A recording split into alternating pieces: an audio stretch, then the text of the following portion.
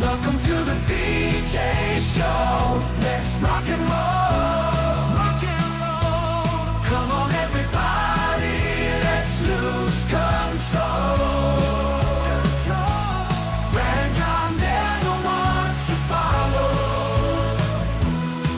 Yeah, ready for the ride. It's the BJ Show. BJ Show.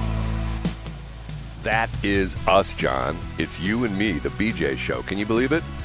I can believe it. And it's just that we're going to bring a lot of beautiful sunny radiance and what is generally a rainy day here in the St. Louis area. That is John Combest, C-O-M-B-E-S-T. Every single day for the past 22 years, he puts together the John Combest list. Did you call it the list, or what do you actually just call it johncombest.com? Do you have like a term you call it? No, I think that's a little pretentious. I just call it the website. I don't really, I don't go around promoting it. So I just call it the website. The website. He puts together a aggregation style list, sort of like in the old days of the Drudge Report, of all the things going on. And instead of the Drudge Report being the entire United States, he picks the state of Missouri.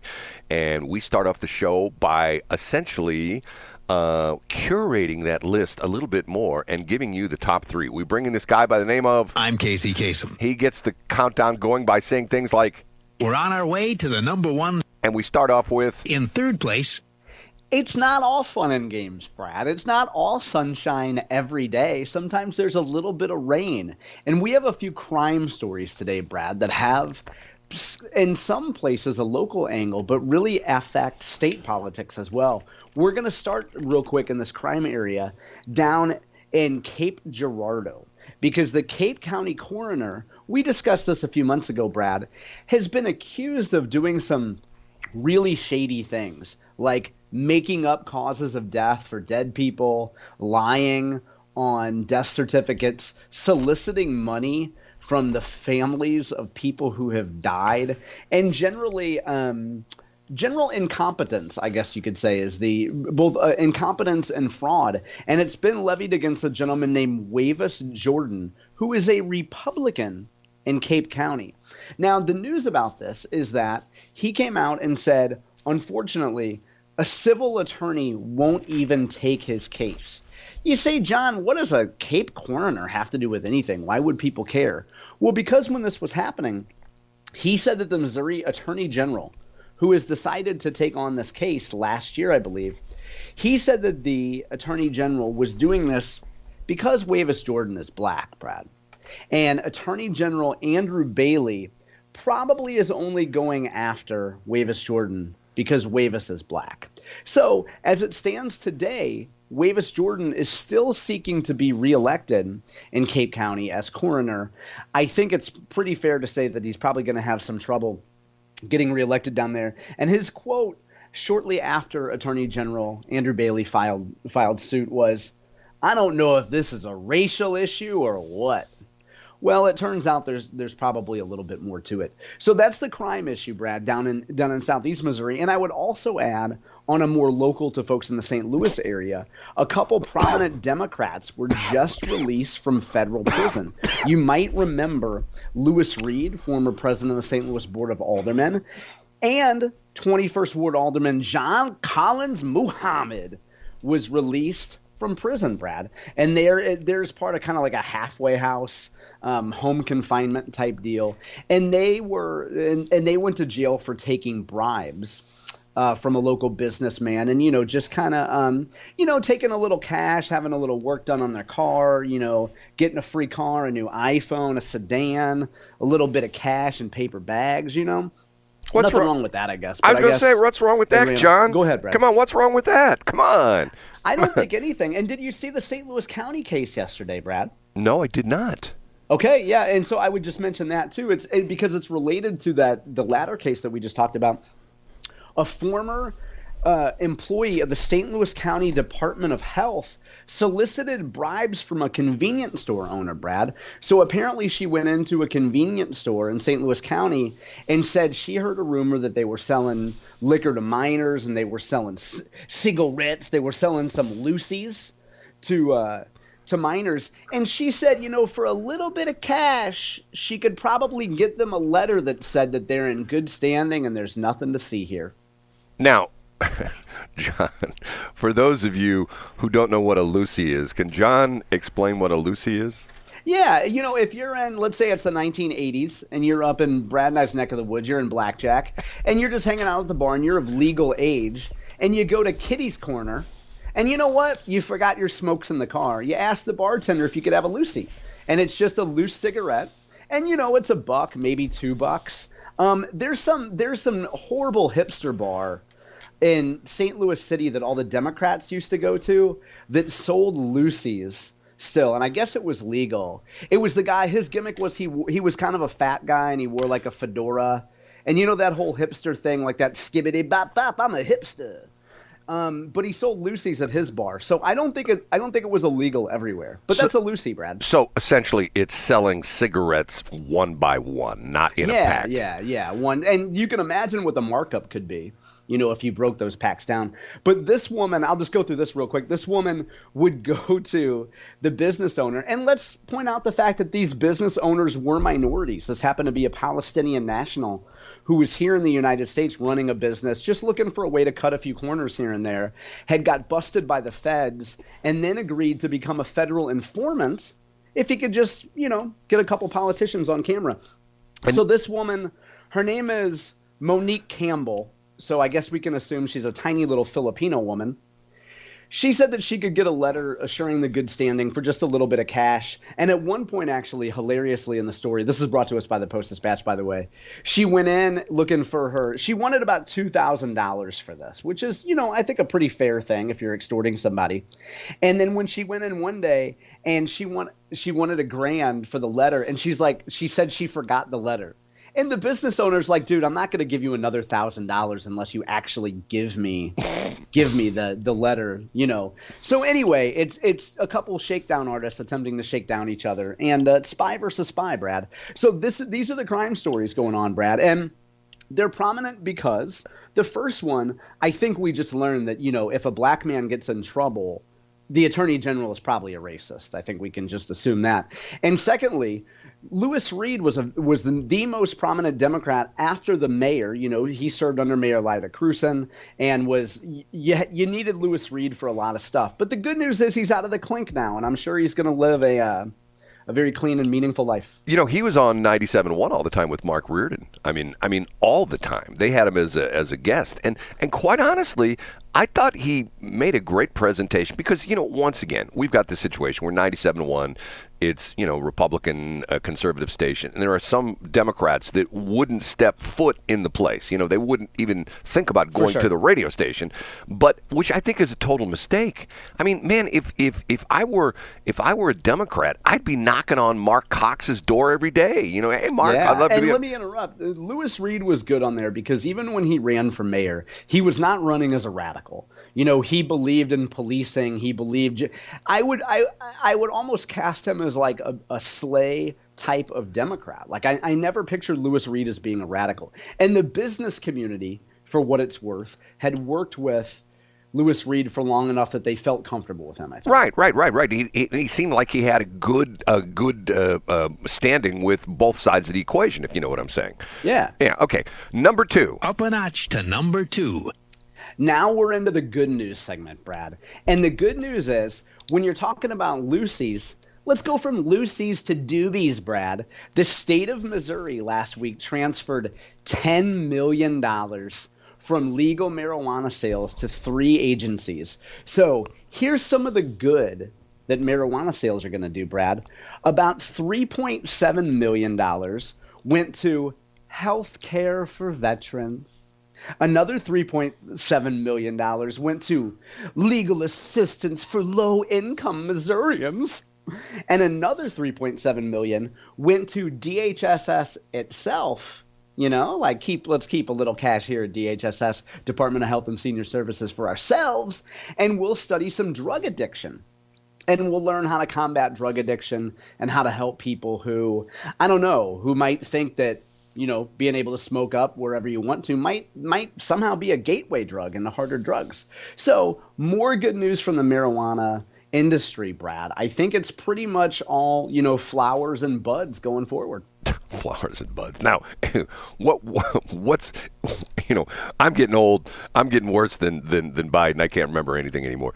What was my phrase that you coined that my new proposition is going to be? We're going to legalize prostitution. What did you call it again now? Oh, escorts for education. That's right. Escorts for education. Because if you say anything's for education, well, it's for education. We gotta support it.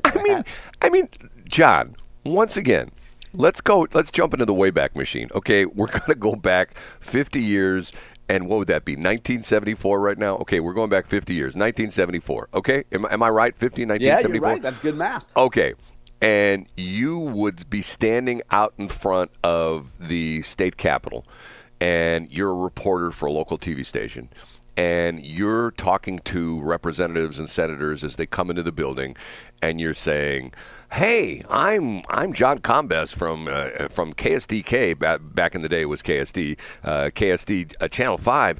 What do you think about the future when the state is going to be getting money from marijuana sales, which will be legal in the state of Missouri?" What would you think the reaction you'd get from practically every single legislator would have been? I would think that they would call my bosses at KSD and tell them that a man on an acid trip had found his way to the Missouri Capitol. And he had probably been hanging out with some hipster DJ. I guess you weren't a hipster at the time, named Brad Hildebrand. Thank you. You made my point. To me, this is so bizarre. When you're saying that, hey, which 10 years ago, illegal. You want to smoke marijuana in the state of Missouri, you got to find some dude on the street corner, or you have a friend of a friend of a friend who has a dealer. Now you walk into these places, and it cracks me up, some of the names, and they got billboards all over the highway, and I'm going like, man. It's all over the place. And I've shared anecdotes like this before. I was at a major public place within the last 10 days, and I was walking with Offspring, and I smelled weed, and I looked over, and a gentleman, using the term loosely, had opened the back hatch of his, I guess it was like a Jeep. I don't know if it was a Wrangler, but opened it up, and I was like, oh, like I made an audible. As he opens it up, Brad, he had his baby, I'm guessing about 1 year old, sitting upright, and he was about to change this little boy or little girl's diaper, and a plume of smoke that looked like it was from a Cheech and Chong movie just wafted out as he's about to change his baby's diaper. See, John. Now, for the first, at first, it's good to see a man knows how to change a diaper, so that's a start. But also, what were you going to say, Brad? Well, John, I was going to say give him points for changing a diaper, but. Right, that's for sure. I mean, I'm sure it wasn't by choice. I'm sure if he had some chick around, he'd make her do it. But at least he had set everything up where he could just come out around the back and then open the hatch and then change it. Because we need to smell a dirty diaper and marijuana smoke. I see. That's what I just don't get. I mean, and can you imagine growing up in that environment and thinking that's normal? Now, critics would say, Brad, John, kids grew up in houses that had alcohol and had all kinds of – you're absolutely right about that, and that's a good point. But why should we take our kid through a public area and have a bunch of potheads token up and have to have that conversation and have to walk through plumes of marijuana smoke when we're trying to go to an amusement park or a pool or walk inside the supermarket? Well, the difference is if you grow up in a house where the parents drink quite a lot, unless they're giving you, like shot glasses – the kids aren't ingesting the alcohol, whereas when you're in a house, or like in this case, a car, and there's marijuana in the car, the smoke, it's the old contact high thing. And they're literally subjecting their 1 year old to marijuana smoke. Yes. Hey, but it's legal, Brad. It comes from the earth, man. You know what else came from our soil, Brad, in North County? The subject of story number 1. Oh, that must be a cue for me to hit this button right here. The number 1. The pride and joy of Bridgeton, Eric Schmitt. To quote Macho Man Randy Savage, cup of coffee in the big time. He is speaking tonight at the Republican National Convention, Brad. Prime time. He will be talking about law and order, and he will be talking about immigration. He will be talking about how every state in 2024 is a border state. So our own, Missouri's own Eric Schmitt, primetime Republican National Convention tonight. I would also point out, Brad, that last night they did the roll call of states. And State Representative Mazzie Christensen, who's from the northwest part of the state, was selected to read the response of Missouri. You know how every state kind of does their spiel of what's unique about their state. And she shouted out Hawley and Schmitt and the Gateway Arch and the Kansas City Chiefs. It's a nice clip. Mazzie put it on her Instagram, and I have a link up to that today. Okay, now, a question for you, John. Yes. Maybe we get more of this in the B block. This crazy chain of events, which has happened over like the last 4 or 5 days, with the president being, attempted assassination, and literally, I think we talked about this yesterday. I saw this chart that someone put together, and it showed like Trump's head from above, and it showed that if his head wouldn't have been at the exact angle that it was when the shot rang out, that if he would have turned his head like 20 degrees back toward the crowd, the bullet would have gone through the river skull. Okay. He's dead. Yeah. Yeah. He's either that or severely injured. Okay. Yeah. Then yesterday morning, out of the clear blue, Judge Cannon from down in Florida throws out the FBI Mar-a-Lago, classified top secret case. And I'm going like, man, is Trump on a roll or what? I saw that too. Now, I didn't read that piece, but I did see the headline, Brad. Well, the crazy thing about this was there are people now that are saying, well, she's just a devotee of Clarence Thomas, because you know why that is? Why is that? When Clarence Thomas wrote the opinion piece on the the immunity decision, which came out a week ago, two weeks ago yesterday. Yeah, 2 weeks ago yesterday. Okay, he essentially addressed this issue of what they call the appointments clause in the Constitution, and essentially saying that Jack Smith was not legally appointed as special prosecutor. And that's what Judge Cannon came out yesterday and said, that the case is thrown out, dismissed, with prejudice, I believe she said, which means it can't be brought again because of the fact that Jack Smith was not legally appointed as a prosecutor. And I'm going like, what cracks me up about the law? I find the law fascinating. I wish I would have been an attorney, but that's me in another life. What's so fascinating to me is you can have Merrick Garland stand in front of a reporter and say, what do you think about the appointments clause of the Constitution? Was Jack Smith legally appointed? And he's going to say, of course he was. And then you're going to have a judge down in Florida who says, no, he wasn't. There's no way in hell he was appointed correctly. I mean, what is that? You know what I'm saying? I do know what you're saying. Yeah. I mean, but let's get back to the bigger thing. I mean, think of how many things have happened. We mentioned this yesterday, Brad. In such a short period of time, we have Biden's collapse in front of all of us in real time on stage. Right. We have the assassination attempt. Right. And I'm sure you've seen some of the videos that have come out of that, of people in the crowd pointing to the shooter that apparently these videos appear to be authentic. Oh, yeah. And when it syncs up with what Trump is doing on stage, you see that folks in the crowd were pointing to the shooter for at least a minute before the shooting took place. Well, there's some people that claim it was like 15 minutes beforehand they saw the guy up on the roof. Anyway, that's weird stuff. Okay, we have to take a break. I have a problem I'm dealing with, John, so hopefully we'll be back. Is his name John Combest? No. It's not John Combest. It's one of these things with technology is not my friend. It seems like whenever thunderstorms come through, and anybody who runs any kind of a business that revolves around technology, computers and stuff like that, they know exactly what I'm saying, that you have the little menaces, the little gremlins that pop up in pieces of equipment. Well, we'll be here, computers. Brad. Okay, John, I'll tell you what, I'll just let you do the show by yourself. Can you do? Okay, hey, that sounds great. I'll talk all about you, Brad. Like would be like Friday where you ripped me apart. No, it wasn't ripping apart. It was a roast. I'm not tearing the meat apart. I'm heating it, Brad, and I'm making it even better. Yeah. Okay. Thanks for checking out the Brad and John Show podcast. This segment of the show is brought to you by John Combest's book, Stalking, Harassment, Internet Trolling, A Guide to Recovering and Rebuilding After Online Attacks. It's a great reference if you've ever been the unfortunate target of a social media attack. It's available on Amazon. Just search John Combest. That's COMBEST, John Combest, and the book will show up in your search results. Now it's time for another segment of the Brad and John Show. Can you handle it?